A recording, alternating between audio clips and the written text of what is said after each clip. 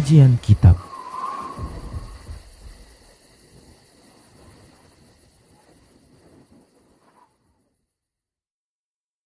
Bismillahirrahmanirrahim. Assalamualaikum warahmatullahi wabarakatuh. Alhamdulillahirrabbilalamin. Wassalatu wassalamu ala rasulillah mabad. Para pemirsa Rosyad TV yang kami cintai karena Allah, kita kembali di program kita, program kajian kitab. Dan Alhamdulillah senang sekali kita bisa ketemu lagi di hari Senin pagi, yang mana kita akan membersamai guru kita Ustadz Abu Ihsan Al-Athari Hafizullah Ta'ala untuk mendengarkan faedah-faedah beliau yang kita angkat temanya renungi perjalanan hidupmu. Dan senang sekali sudah tersambung bersama Ustadz Abu Ihsan Al-Athari Hafizullah Ta'ala, dan yang insya Allah di pertemuan kali ini kembali akan melanjutkan pembahasan. Dan seperti biasa di segmen kedua, apabila masih ada waktu, kami persilakan para pemirsa Rosyad TV dimanapun Anda berada yang mau bergabung bersama kita untuk berinteraktif, kita persilakan. Kepada Ustadz kita persilakan, fayatafadhol masykur, silakan Ustadz. Assalamualaikum warahmatullahi wabarakatuh. Alhamdulillah, nahmaduhu wa nasta'inuhu wa nastaghfiruh wa na'udzu billahi min sururi anfusina wa sayyiati a'malina. May yahdihillahu fala mudhillalah wa may yudlil fala hadiyalah. Asyhadu an la ilaha illallah wahdahu la syarikalah wa asyhadu anna Muhammadan abduhu wa rasuluh. Amma ba'd. Fa inna ahsanal kalami kalamullah wa khairal hadi hadi Rasulillah sallallahu alaihi wasallam wa syarrul umur muhdatsatuha wa kullu muhdatsatin bid'ah wa kullu bid'atin dhalalah wa kullu dhalalatin finnar. Ma'asyiral muslimin wal muslimat rahimani wa rahimakumullah. Pertama, kita bersyukur pada Allah Subhanahu wa taala yang masih memberikan kepada kita kehidupan dan kesehatan. Pagi ini kita dapat kembali setelah beberapa waktu ada beberapa uzur yang memaksa kita untuk tidak dapat live langsung. Dan alhamdulillah pada kesempatan pagi ini kita dapat bertemu kembali. Para pemirsa dan pendengar Rosyad TV yang dimuliakan Allah, kita kembali membahas buku Renungi Perjalanan Hidup secara global. Fase kehidupan alam yang dilewati oleh manusia ada 5. Pertama adalah alam ruh. Ruh Allah ciptakan sebelum jasad. Dan Allah Subhanahu wa taala telah mengeluarkan anak-anak keturunan Adam dari tulang sulbi Adam, yaitu ruh mereka dikumpulkan di hadapan Allah untuk diminta persaksian. Alastu birabbikum. Qalu, maka kita semua berkata, bala syahidun. Ya. Nah, ini adalah alam pertama, alam ruh. Ruh belum lagi ditiupkan ke jasad, jasad belum lagi diciptakan. Tapi ruh sudah dimintai persaksian, yaitu persaksian tauhid. Allah Subhanahu wa taala mengeluarkan anak-anak Adam ini dari tulang sulbinya untuk dimintai persaksian tauhid. Alastu birabbikum, bukankah aku adalah Rabb kamu? Maka kita semua berkata, bala syahidana. Benar kami bersaksi. Nah, ini terjadi ketika kita berada di alam ruh. Ya. Nah, rahasia tentang ruh ini hanya Allah yang tahu. Pengetahuan tentang ruh merupakan ilmu yang tidak Allah ajarkan kepada hambanya, kecuali hanya sedikit saja pengetahuan tentang ruh. Allah Subhanahu wa taala berfirman di dalam surat Al-Isra ayat 85. Wa yas'alunaka 'anir ruh. Qulir ruhu min amri rabbi wa ma utitum minal ilmi illa qalila. Manusia bertanya kepadamu, yaitu orang-orang Yahudi, tentang ruh. Maka katakanlah wahai Muhammad sebagai jawabannya, ruh itu termasuk urusan Tuhanku, urusan Allah Subhanahu wa taala. Dan tidaklah kamu diberi pengetahuan melainkan sedikit saja. Jadi ilmu tentang ruh Allah rahasiakan. Dan Allah pertama kali menciptakan ruh ini sebelum jasad. Ya. Maka alam pertama yang kita lewati yaitu alam ruh ini. Ya. Nah, demikian. Nah, kemudian pada waktu yang telah ditentukan pula Allah Subhanahu wa taala memulai penciptaan jasad manusia di dalam rahim ibunya. Jasad terus berkembang, tumbuh, hingga pada saat janin berumur 4 bulan atau 120 hari di dalam kandungan ibunya, maka Allah perintahkan malaikat untuk meniupkan ruh itu pada jasad tersebut. Maka ada 2 sifat kemanusiaan yang ada padanya, yaitu jasmani dan rohani. Itulah yang Nabi Shallallahu Alaihi Wasallam sebutkan di dalam hadis Abdullah bin Mas'ud tentang fase-fase penciptaan manusia, mulai dari segumpal darah, sekerat daging, tulang belulang kemudian dibungkus oleh kulit, ya. Kemudian setelah itu, setelah berada 120 hari dalam kandungan ibunya, maka Allah pun mengutus malaikat untuk meniupkan ruh padanya. Jadi ruh sudah ada sebelum jasad itu diciptakan. Ya. Nah, dan ruh akan berada di dalam jasad itu hingga datangnya ajal. Kembali Allah kirimkan malaikat untuk mencabut ruh itu. Jadi ketika meniupkan ruh itu pada jasad, Allah menugaskan malaikat. Dan ketika Allah Subhanahu wa taala berkehendak untuk mengambil ruh itu, maka Allah juga mengutus seorang malaikat, namanya malaikatul maut, ya. Malaikatul maut. Allah Subhanahu wa taala mengutus malaikatul maut untuk mencabut ruh itu kembali. Itulah ajal. Itulah kematian yang telah Allah tetapkan. Kullu nafsin dha'iqatul maut. Karena jasad kita sekarang ini bukan tempat bersemayamnya ruh untuk selamanya. Ya, nanti ketika kebangkitan, ya, kehidupan kedua setelah hari berbangkit, ketika kita dibangkitkan dalam kubur, ruh akan dikembalikan ke jasad.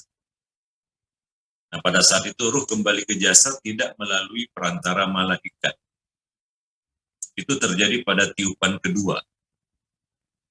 Ketika malaikat Israfil meniupkan sangkakala untuk yang kedua kali, maka seiring dengan tiupan itu, maka akan kembalilah ruh pada jasadnya.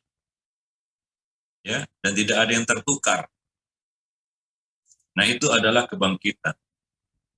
Kehidupan kedua. Kita akan hidup kembali, hidup yang sempurna. Dan pada saat itu tidak ada lagi kematian. Ruh akan bersemayam selama-lamanya pada jasad itu. Karena tidak ada lagi kematian. Dia tidak akan dicabut lagi. Ya. Adapun sekarang di alam dunia, jasad kita bukan tempat bersemayamnya ruh untuk selamanya.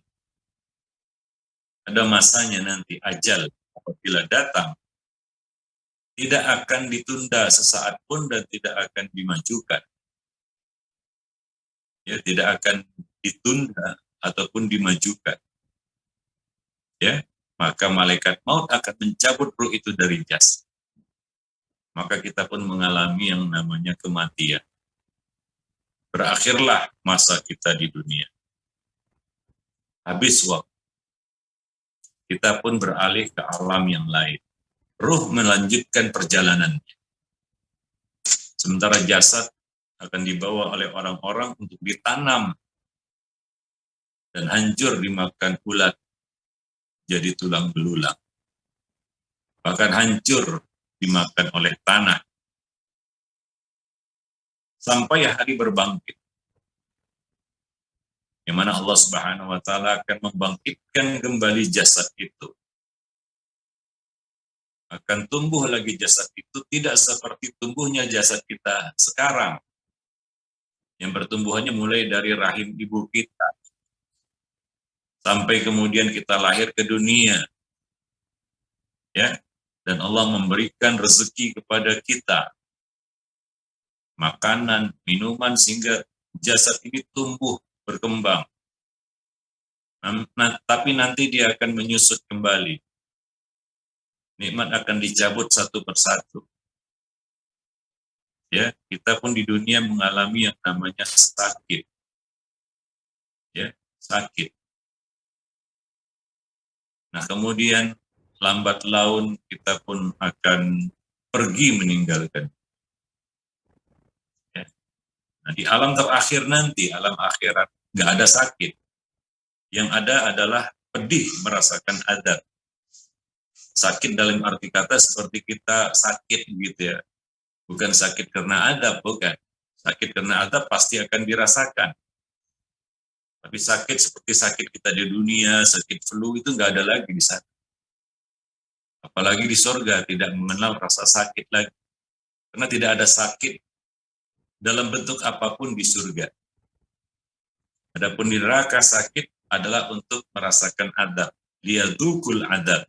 Untuk merasakan azab. Tapi tidak mati. La yamutu fiha wa la yah. Nah itulah dia perjalanan roh. Ya. Mulai saat dia ditiupkan ke dalam jasad itu sampai dia dikeluarkan. Itulah kehidupan kita di dunia. Ya. Nah, jadi fase pertama, alam pertama yang kita lewati adalah alam ruh. Ya, para jemaah kaum muslimin dan muslimat yang dimuliakan Allah. Ada pertanyaan. Ada yang bertanya, apakah bentuk roh itu sama dengan jasad? Ya, apakah bentuk roh itu sama dengan jasad? Ya. Nah, Syekh Saleh Ali Syekh menjawab tentang hal itu. Saya mengatakan ruh berbentuk seperti jasad. Apabila ruh dipisahkan dari jasad, maka bentuk keduanya sama. Jasad adalah tubuh jasmani kita. Ruh adalah makhluk selain jasmani yang hanya Allah yang tahu hakikatnya. Adapun bentuk keduanya adalah sama. Nabi berkata, "Man ra'ani fil manami faqad ra'ani, fa inna syaitana la yatamatsalu bi." Barang siapa yang melihatku di dalam mimpinya, maka dia telah melihat bentukku yang asli. Karena syaitan tidak dapat menampakkan dirinya seperti rupaku, seperti diriku. Nah, jadi seseorang yang melihat Nabi di dalam mimpinya, maka dia sedang melihat ruh Nabi. Karena jasad Nabi sudah dikubur. Nah, seseorang yang melihat ruhnya, dia melihat ruh itu serupa dengan bentuk jasadnya ketika beliau masih hidup. Nah, pada saat ruh dan jasad bersatu pada diri beliau, yaitu maksudnya ketika beliau masih hidup. Ya, jadi rupa ruh itu serupa dengan jasad. Jasad seseorang sama dengan bentuk ruhnya. Hal itu dikarenakan keadaan ruh ketika ditiupkan ke dalam jasad. Ketika ruh itu ditiupkan ke dalam jasad, maka ruh itu berbentuk mengikuti bentuk jasad jasmani yang ditempatinya. Dan hanya Allah Subhanahu wa taala yang mengetahui hakikat segala sesuatu. Nah, ini rahasia Allah Subhanahu wa taala tentang hakikat ruh. Ya, tapi Allah menceritakannya bagaimana ruh itu, bagaimana perjalanan, ya. Nah, bagaimana Allah pasangkan dia dengan jasmani yang pada akhirnya nanti dia akan dikeluarkan lagi dari jasmani itu, dari jasad itu. Maka jasmani yang tidak ada ruhnya dikatakan jasad jasmani yang mati. Ya, nggak bisa bergerak, nggak bisa berbuat, ya. Kemudian ya masuk dalam kubur. Selesai urusannya dengan dunia. Para jemaah yang dimuliakan. Nah, itu alam pertama. Nah, kemudian alam kedua yang akan dijalani oleh manusia adalah alam rahim. Ya, alam rahim. Yaitu ketika Allah Subhanahu wa taala membentuk rupanya di dalam rahim ibunya. Nah, kemudian di dalam rahim itu juga Allah pertemukan antara jasmani dan rohani. Maka bayi itu ya, ketika usia 4 bulan atau 120 hari, mulai nampak dia menggeliat. Ya. Mulai nampak dia bergerak, si ibu merasakannya. Karena jasmani yang sebelumnya mati itu sudah hidup sekarang, karena sudah bersatu ruh dan jasad. Nah, itulah dia kehidupan kita yang kedua, di alam yang kedua, yaitu alam rahim. Dan ingat ya, perjalanan kita tidak mundur ke belakang. Ya, orang yang sudah berada di alam rahim, dia tidak akan kembali ke alam ruh. Kehidupan itu akan maju terus ke depan, tidak mundur ke belakang. Ketika kita sudah sampai di dunia, kita tidak akan kembali ke alam rahim. Ketika kita sudah sampai di alam barzah, kita tidak akan kembali ke alam dunia. Nah, ketika kita sampai ke alam terakhir, yaitu alam akhirat, ya, maka itulah akhir dari perjalanan kita.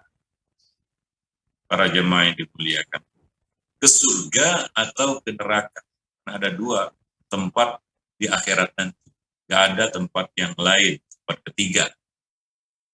Ya, semua makhluk ditempatkan di dua tempat itu, yaitu surga atau neraka. Para jemaah, pemirsa dan pendengar Rosyad TV yang dimuliakan. Ya, ini sebenarnya sudah kita singgung pada pertemuan terakhir ya tentang alam ruh. Tapi tadi kita sengaja mengulang kembali ya supaya merefresh ingatan kita tentang alam ruh yang sudah kita jalani. Sadar maupun tidak sadar. Karena ada yang bertanya, Ustadz, kita kok nggak pernah ingat apa yang kita jalani di alam ruh, termasuk persaksian di hadapan Allah Subhanahu wa taala bahwa kita berkata bala syahidna. Saya kok nggak ingat itu. Kayaknya tidak pernah saya jalani itu. Mungkin ada yang bertanya seperti itu atau yang berkata seperti itu. Nah, saya pernah menyampaikan hal ini. Ada yang bertanya seperti itu. Ustaz, kita kok nggak ingat? Sepertinya kita merasa tidak pernah menjalani alam ruh itu. Ya, mengalami peristiwa persaksian di hadapan Allah, alastu birabbikum, kita menjawab bala syahidna. Sepertinya saya tidak pernah bicara seperti itu, tidak pernah merasakan seperti itu. Ada yang bertanya seperti hal tersebut. Maka kita jawab, ingatkah kita ketika kita berada di alam rahim? Ingatkah kita ketika kita menjalani 9 bulan di dalam perut ibu kita? Sementara kita bergerak di dalam perut ibu kita, kita sudah menjadi makhluk yang bernyawa. Karena sudah bersatu jasad dan ruh di situ. Adakah kita ingat ketika kita berada di dalam perut ibu kita? Nggak ingat. Kita bolak-balik atas bawah, kan begitu ya. Kita tak pernah ingat. Tapi itu terjadi. Bahkan Ketika kita sudah lahir ke dunia, ini sudah lahir ke dunia, kita berada di alam dunia. Ingatkah kita bahwa kita itu waktu lahir menangis? Coba tanya kepada ibu di rumah. Dulu waktu saya dilahirkan nangis atau ketawa? Apa jawab ibu? Oh, kamu lahir dulu nangis. Pertanyaannya kita kembalikan kepada diri kita sendiri. Adakah kita ingat bahwa kita ketika lahir itu menangis jadi-jadinya? Kita sambut dunia itu dengan tangisan. Adakah kita ingat itu? Bahkan kita tidak ingat apa-apa. Tapi kita yakin itu terjadi. Kita yakin itu terjadi bahwa kita memang menangis. Walaupun kita tidak mengingatnya.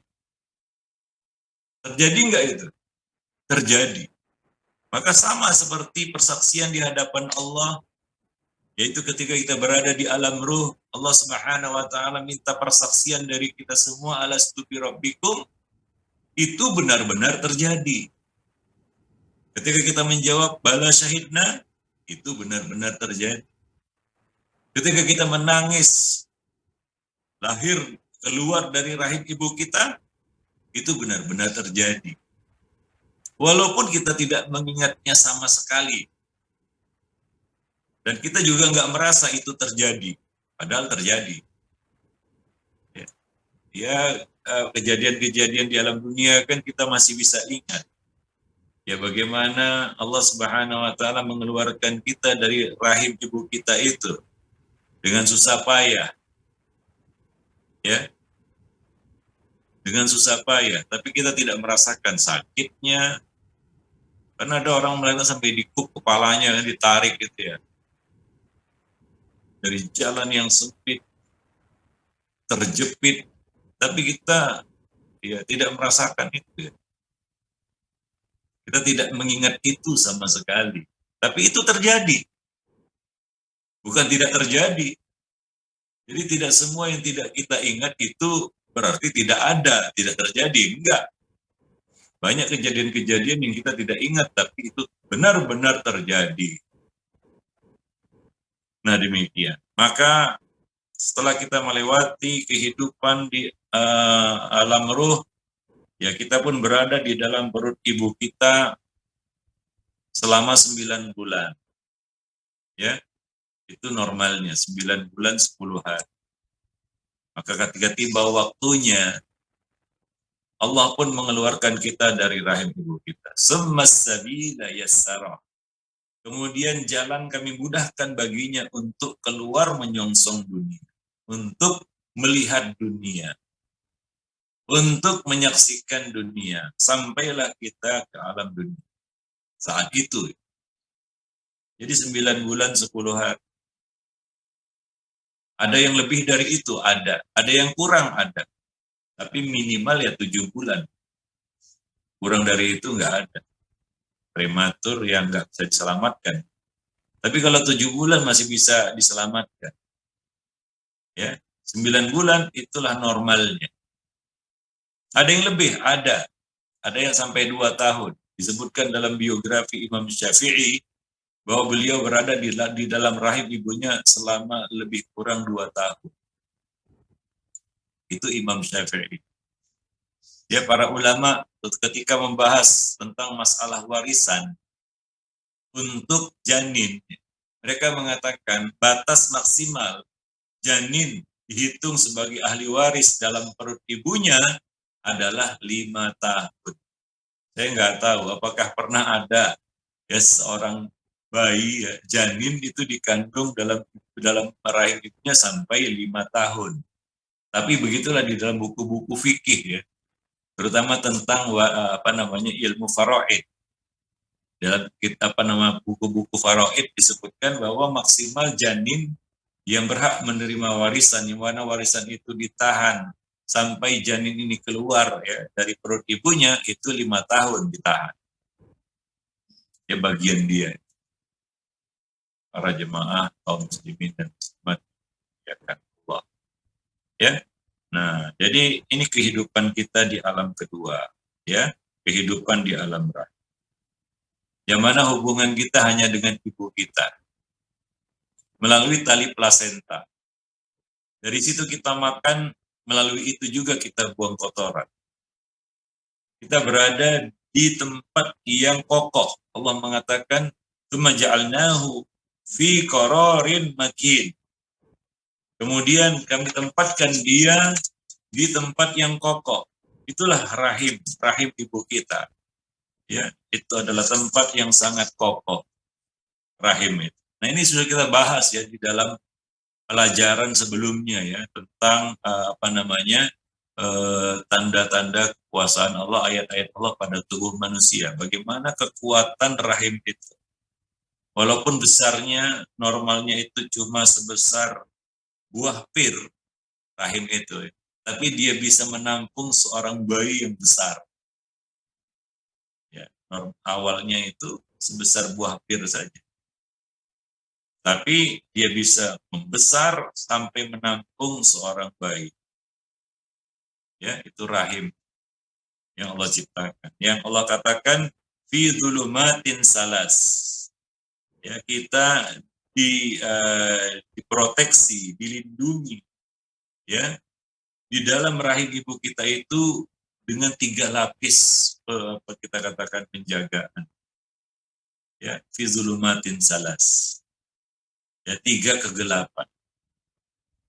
Ya, jadi ada 3 lapis dinding rahim yang membuat si bayi ini betul-betul terproteksi, terjaga dari gangguan-gangguan dari luar. Tidak ada udara yang bisa merusaknya, tidak ada cahaya yang bisa menyilaukannya, tidak ada suara yang bisa mengganggu. Tapi bayi ini bisa merespon, ya bisa merespon apa-apa yang ada di luar rahim. Tapi yang ada di luar rahim tidak bisa mengganggu si bayi. Itu kuasa Allah Subhanahu wa Ta'ala. Luar biasa. Ya, kemudian Allah Subhanahu wa Ta'ala ya isi rahim itu dengan air ketuban seperti pelumas. Karena bayi itu butuh bergerak. Karena sesuatu yang diam akan rusak. Itu kaidah alam ya, semesta ya. Sesuatu yang diam akan rusak. Ya, maka kita kalau banyak diam juga rusak. Mager istilah, malas gerak kan gitu. Diam aja gitu. Bisa rusak juga. Ya, maka bayi itu juga butuh bergerak. Bergeraknya nggak banyak lah atas bawah begitu ya. Setiap bulan berputar terus sehingga pada bulan ke-9 ya kepalanya berada di bawah karena dia siap untuk keluar. Makanya kalau 8 bulan melahirkan sungsang, yaitu apa? Posisinya kepalanya di atas, kakinya ke bawah. Ya, 7 bulan masih ada kemungkinan keluar karena kepalanya sudah di bawah. Ini namanya prematur. Bulan ke-9 kembali lagi berputar, bayi itu kepalanya ke bawah lagi. Menandakan dia siap untuk keluar. Bulan ke-10 lebih kecil kemungkinan untuk dia keluar. Kenapa? Karena dia berputar lagi. Sekarang kakinya yang di bawah. Menunggu bulan yang ke-11. Kalau keluar di bulan yang ke-11. Nah demikianlah terus. Ya. Jadi untuk memudahkan pergerakan itu ada air ketuban. Ya di dalam.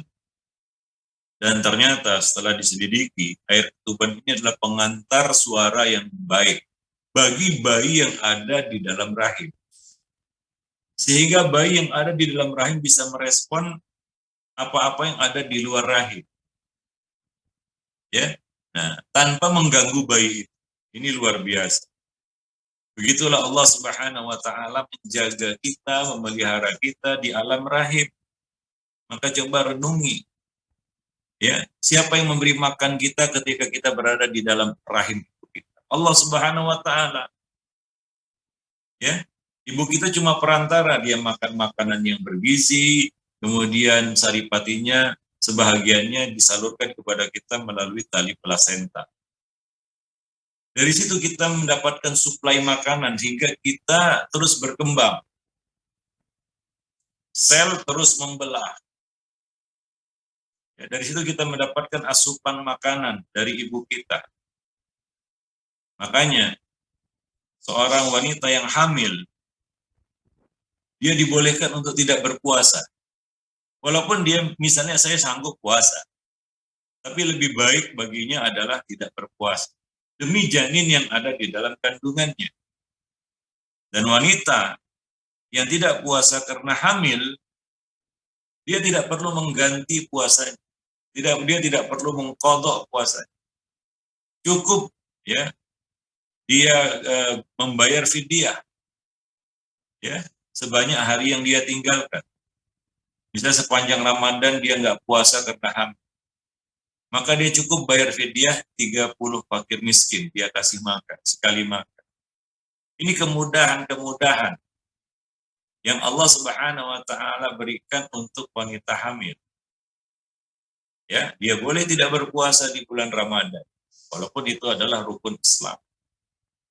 Tapi sholat tidak gugur. Kenapa? Karena sholat tidak berpengaruh pada janin yang ada di dalam kandungannya. Karena dia juga butuh bergerak, wanita hamil itu. Ya maka ya di dalam dunia kedokteran wanita hamil itu jangan berbaring terus. Nanti dia akan kesulitan. Ya dia biasa beraktivitas karena itu tidak mengganggu si janin. Ya, nah demikian. Maka sholat itu tidak digugurkan atas wanita hamil. Tapi puasa digugurkan. Karena itu berkaitan langsung ya dengan si janin. Ya, karena ya kita katakan makanan janin adalah makanan si ibu. Nah kalau ibu nggak makan, janin makan apa? Maka untuk kemaslahatan si janin, Allah Subhanahu wa taala membolehkan ibunya untuk tidak berpuasa. Ini salah satu kasih sayang Allah Subhanahu wa taala kepada kita. Ya, kepada ibu kita.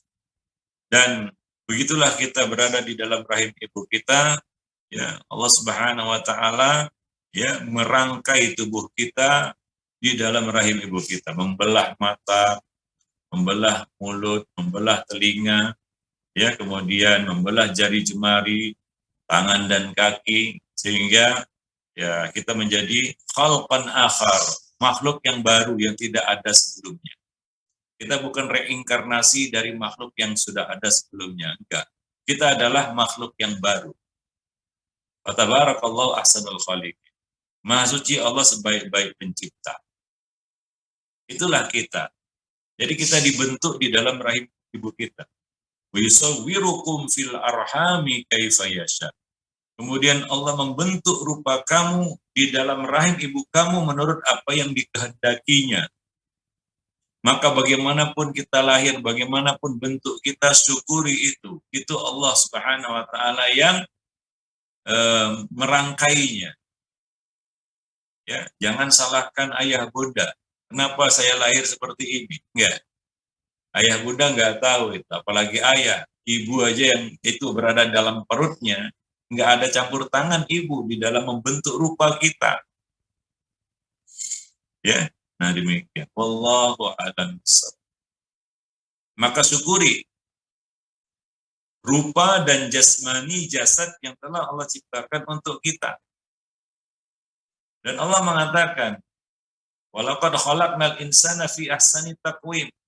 Dan sungguh Allah Subhanahu wa taala menciptakan kita dalam sebaik-baik bentuk. Maka bagaimanapun manusia itu terlihat indah. Ya. Ada sisi indah padanya. Itulah kesempurnaan ciptaan Allah Subhanahu wa taala. Kita kasih challenge, tantang. Coba ya, buat sebuah makhluk selain manusia. Ya, mungkin kita ahli di dalam desain grafis. Ya, coba mainkan imajinasi kita dan kekuatan khayal kita untuk menciptakan sebuah makhluk prototipe, tapi jangan niru manusia. Jangan niru manusia. Bisa atau tidak?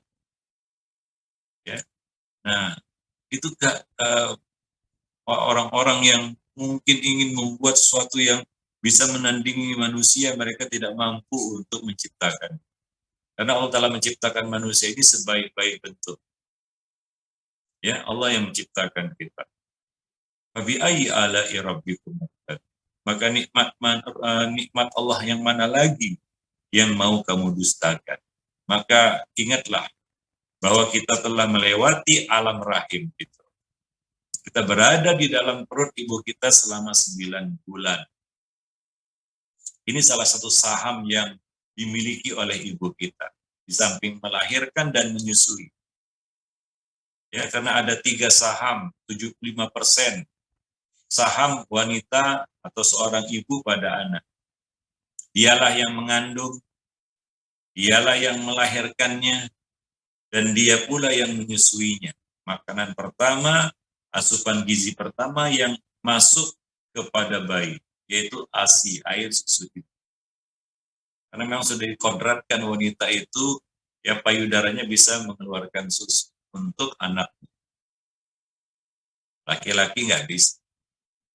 Ya, nah demikian. Jadi Allah Subhanahu wa Ta'ala sudah atur semua, bahkan rezeki seorang bayi di dalam perut ibunya, janin yang ada di dalam perut ibunya, Allah sudah jamin rezekinya sampai dia keluar, sampai dia berada di alam dunia. Itulah fase ketiga dalam kehidupan kita, yaitu alam dunia yang sedang kita jalani hari ini. Ya, maka pada saat ketika sudah tiba waktunya, maka lahirlah kita ke alam dunia. Summa nukhrijukum tifla. Kemudian kami keluarkan kamu sebagai seorang bayi. Ya. Nah, kita sampai di fase yang ketiga dalam kehidupan kita. Alam ketiga, yaitu alam dunia. Alam yang akan lebih panjang daripada alam rahim. Ya. Karena ajal manusia kan macam-macam, tapi kebanyakannya ya bayi itu terus berkembang, tumbuh, ya, sehingga dia menjalani kehidupan di dunia ini, ya, sampai bertahun-tahun. Ya, sampai bertahun-tahun. Kalau umat-umat terdahulu sampai ratusan tahun bahkan ribuan tahun, maka untuk umat Muhammad, yaitu umat manusia setelah diutusnya Nabi Muhammad SAW, umur manusia kata Nabi antara baina sittina wa sab'in, antara 60 sampai 70 tahun. Itu rata-rata umur manusia sekarang. Antara 60 sampai 70 tahun. Itu jatah hidup kita di dunia untuk umat Muhammad atau umat yang ada setelah diutusnya Nabi Muhammad sallallahu alaihi wasallam. 60 tahun sampai 70 tahun. Dan kita lihat kenyataannya hari ini seperti itu. Bahwa umur manusia ya antara 60 sampai 70. Coba lihat orang-orang yang ada di sekitar kita. Si fulan dan si fulana yang dulu ada bersama kita. Kemana mereka? Mereka sudah meninggalkan dunia. Berapa usia mereka meninggalkan dunia? Ya antara 60 sampai 70 tahun. Lebih sedikit. Ya. Ternyata kecanggihan ilmu kedokteran hari ini tidak bisa memperpanjang umur manusia. Ya, tidak bisa memperpanjang umur manusia. Padahal ilmu kedokteran, ya, teknologi tentang gizi dan lain-lain sebagainya sangat maju hari ini. Tubuh manusia bisa diurai dan diketahui bagian mana yang rusak. Kemudian kalau bagian tubuh yang rusak itu bagaimana cara untuk merecovery dan memperbaikinya. Ilmu kedokteran hari ini sangat canggih dan maju. Tapi ternyata tidak dapat memperpanjang umur manusia. Tetap seperti yang dikatakan Nabi SAW. 60 sampai 70 tahun. Nggak bisa ya kita katakan sampai 700 tahun seperti umat Nabi Nuh. Atau 500 tahun. Karena jasad kita ini tidak mampu untuk hidup selama itu. Artinya apa? Ada batas yang kita tidak bisa lewati di dalam kehidupan kehidupan dunia, di alam dunia. Ya, alam yang terbatas. Karena ini bukan alam terakhir. Kita akan meninggalkan alam ini ke alam berikutnya. Kita akan melanjutkan perjalanan hidup kita, perjalanan ruh tadi. Ya. Nah, demikian para pemirsa dan pendengar Rosyad TV yang dimuliakan. Nah, untuk alam dunia ini kita akan bahas. Karena di alam dunia ini kita melewati fase demi fase dari umur kita juga. Mulai dari kita bayi, ya, balita, bawah 5 tahun, kemudian merangkak naik menjadi basuta bawah 10 tahun, kemudian kita pun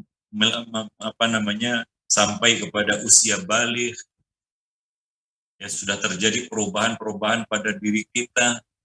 Kemudian kita juga akhirnya menginjak masa remaja, itu pradewasa. Karena remaja itu dikatakan anak-anak nggak mau, dikatakan dewasa belum, itu remaja. Namanya masa puber. Dan pada akhirnya kita sampai kepada masa rusyd, ya usia rusyd, yaitu usia dewasa. Di mana sudah matang akal kita. Kita pun menjadi manusia dewasa. Ya, yang mana manusia dewasa namanya ya. Dia sudah bisa menjalani kehidupannya sendiri, membangun rumah tangga dan lain-lain sebagainya. Kemudian kita akan masuk, ini adalah masa muda namanya, masa muda, pemuda. Itulah masa dewasa itu. Itu antara 20 sampai 40 tahun. Itu masa muda. Kita dikatakan pemuda, syabab. Ya, hingga kita sampai ke ujung masa muda, itulah puncak usia, yaitu apa? Masa syiddah, yaitu 40 tahun. Hatta idza balagha asyuddahu wa balagha 40 sana. Hingga ketika dia sampai di usia 40 tahun, dia sampai kepada puncak usia. Puncak usia namanya ya. Dia sudah sampai di puncak, maka jalan di hadapannya adalah menurun. Maka 40 tahun ke atas dia sudah mulai mengalami penurunan-penurunan. Dia pun sudah masuk usia kahulah, usia senja. Usia senja, 40 tahun ke atas. Sampai 60 tahun, itu usia senja. Nah, 60 tahun ke atas itu namanya lanjut usia. Syekhukhah, syeibah, syebe kata orang. Syekhukhah. Ya, sudah pantas dipanggil syekh secara lugotan, secara bahasa. Dia sudah dikatakan syekh, 60 tahun ke atas. Ini sudah sampai kepada jatah umurnya di dunia. Dia sudah mendekati ajalnya. Kata orang sudah bau tanah. Ya, itu ungkapan sebenarnya. Kalau sampai di usia itu ya, nah, itulah fase terakhir di dunia, itu masa syekhukhah. Ya, masa lanjut usia, yaitu tinggal tunggu ajal. TTA, tinggal tunggu ajal. TTM, tinggal tunggu mati. Itu kalau sudah 60 tahun ke atas. Yang mana Allah mengangkat uzur atas orang-orang yang sudah diberi usia 60 tahun ke atas. Artinya apa? Kalau dia buat kesalahan, tidak ada maaf bagimu. Artinya apa? Nggak ada uzur, nggak ada alasan. Ya, kalau masih muda alasan, wah ini masih bau kencur, belum pengalaman, lalai lengah, masih bisa dimaklumi pada anak muda. Tapi tidak pada orang tua. Apalagi 60 tahun ke atas. Nah, itulah fase-fase usia yang akan kita jalani di dunia. Nanti akan kita perinci pada pertemuan-pertemuan. Ya, Allah mengatakan latar kabudna tabaqan an tabaq. Kamu akan melewati ya usia kamu di dunia itu fase demi fase. Begitulah kita menjalani hidup di dunia. Nah, sekarang tinggal tanya kepada diri kita masing-masing, saya ini sudah sampai fase yang mana?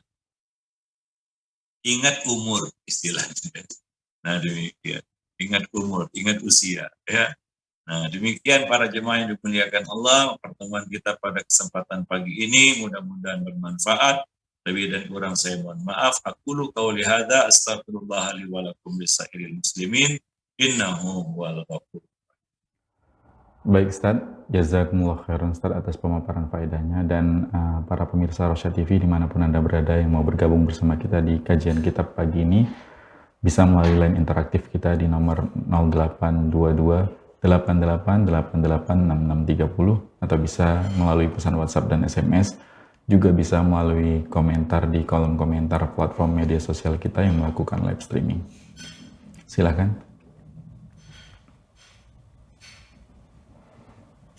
Baik, kita bacakan pertanyaan yang masuk dari SMS-nya Rosyad TV. Assalamualaikum Ustadz, bolehkah puasa bulan Syawal dilakukan tanpa berurutan atau selang-seling dengan alasan kesehatan? Silakan Ustadz. Ya, tentu saja boleh, karena tidak disyaratkan harus berurutan atau dilakukan secara terus-menerus. Ya, semampu kita, selapang kita. Ya, nah ini adalah amal sunnah. Ya, lakukanlah menurut kemampuan, jangan memaksakan diri. Apalagi kalau sakit, ya.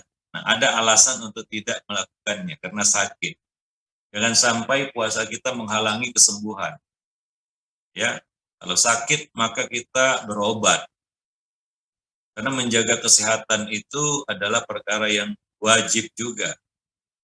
Itu bentuk amanah kita, ya, terhadap jasad yang sudah Allah berikan kepada kita. Kita harus menjaga amanah itu, ya. Karena badan kita ini amanah dari Allah Subhanahu wa taala. Maka puasa boleh ya digugurkan karena sakit. Wa man kana minkum maridan aw ala safarin fa'iddatun min ayyamin ukhra.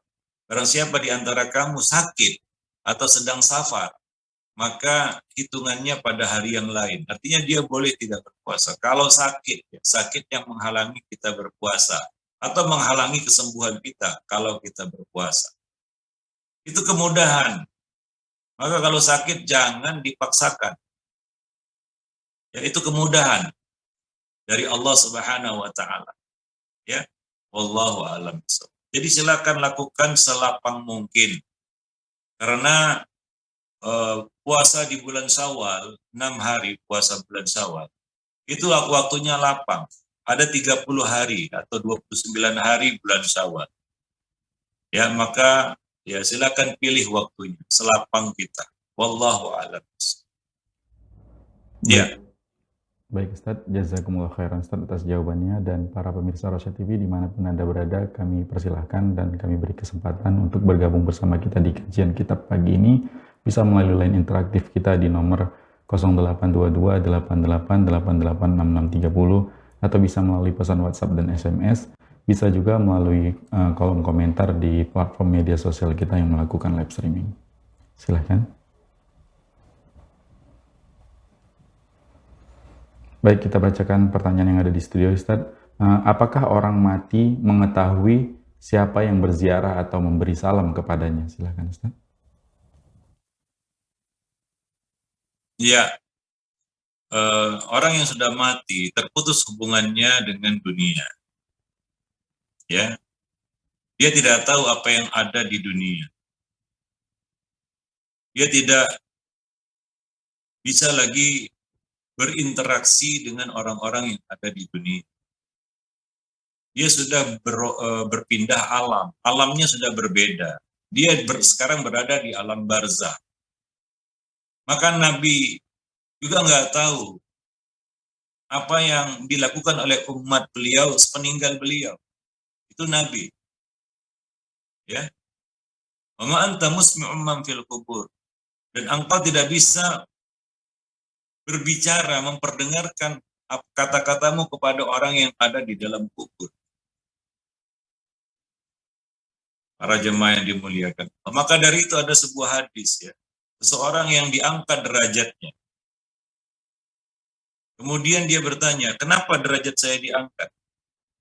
Maka Allah mengatakan, dari istighfar anakmu untuk dirimu. Jadi dia nggak tahu bahwa anaknya beristighfar untuk dirinya. Lalu dia tanya, dari mana nih, kenapa derajat saya terangkat? Ternyata dari anaknya. Anaknya yang beristighfar untuk orang tuanya.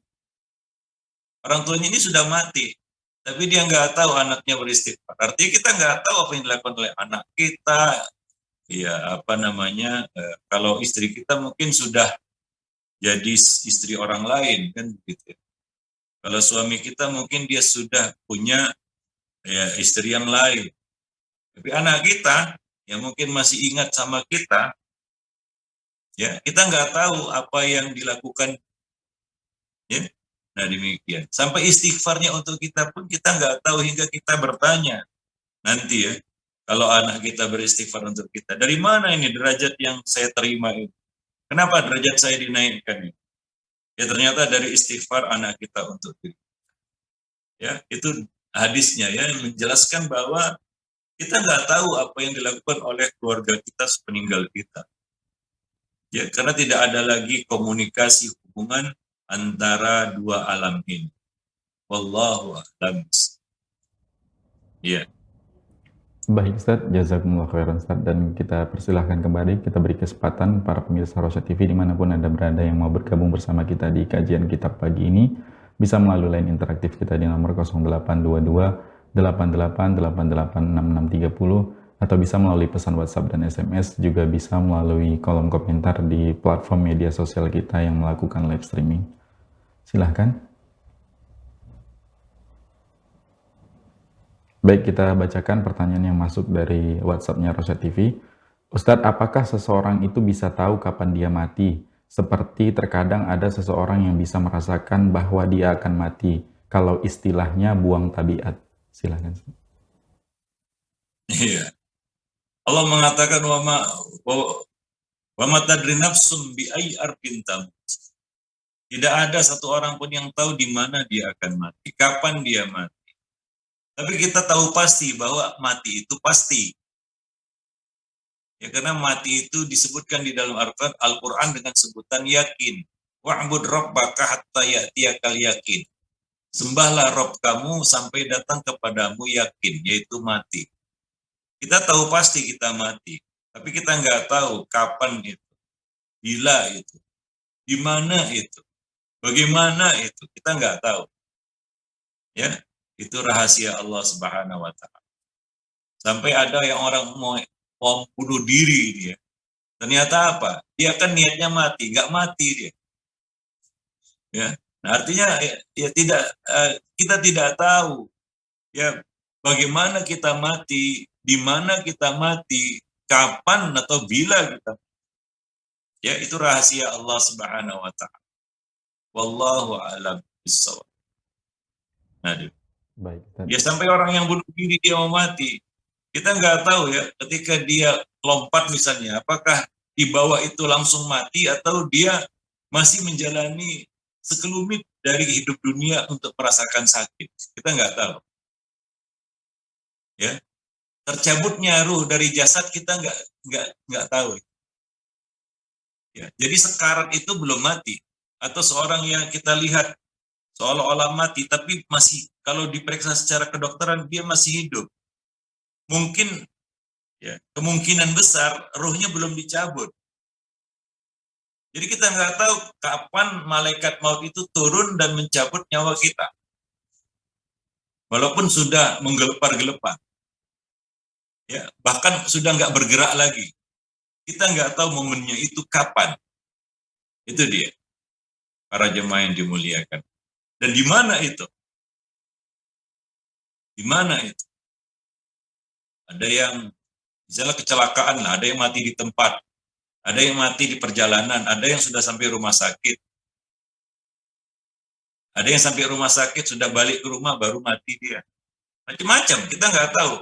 Maka Allah mengatakan, wa ma tardi nafsum bi ayyi ardin tamut. Tidak ada satu orang pun yang tahu di mana dia akan mati.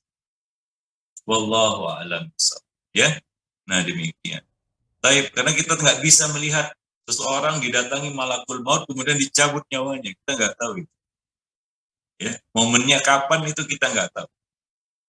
Wallahu a'lam bishawab. Maka kalau kita masih bisa menyelamatkan hidup, maka kita harus berikhtiar.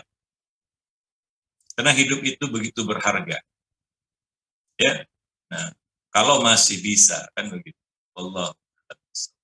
Baik, mungkin sampai di sini dulu pertemuan kita pada pagi ini. Mudah-mudahan bermanfaat. Aku lu qauli hadza astaghfirullah li wa lakum lisa'iril muslimin innahu huwal ghafur. Assalamualaikum warahmatullahi wabarakatuh.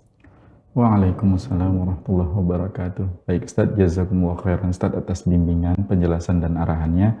Dan para pemirsa Rosyad TV dimanapun Anda berada, dengan demikian berakhir sudah pertemuan kita hari ini di pembahasan tentang buku atau kitab Renungi Perjalanan Hidupmu.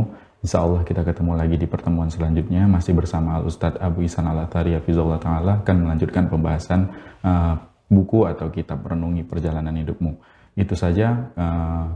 Mewakili kru yang bertugas kami pamit, kita tutup dengan doa kafaratul majelis. Subhanakallahumma wa bihamdika asyhadu an la ilaha illa anta astaghfiruka wa atubu ilaik. Assalamualaikum warahmatullahi wabarakatuh.